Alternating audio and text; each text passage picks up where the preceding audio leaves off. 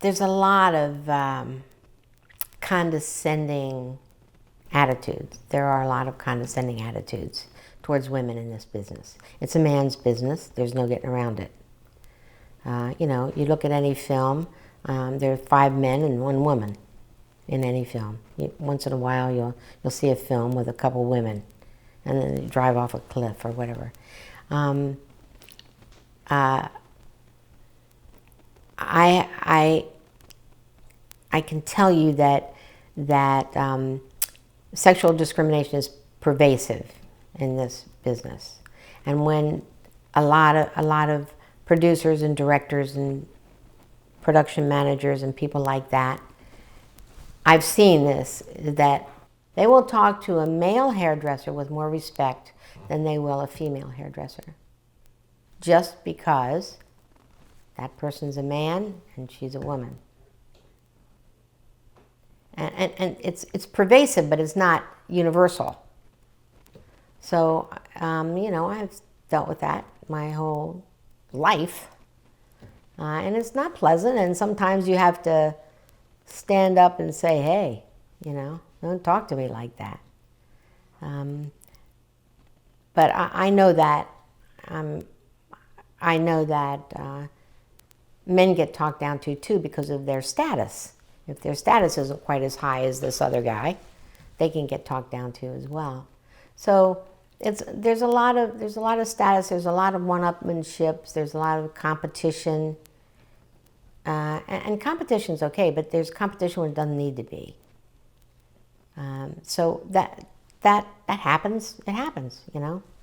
I think that there's more diversity in acting roles now than there were 20 years ago. I think it's a good thing, but I think there's a lot more work that needs to be done, and there's more diversity. When I first got in the business as a hairstylist, I knew 3 black hairdressers and maybe 1 black makeup artist. And only in the late 70s were women allowed to be makeup artists.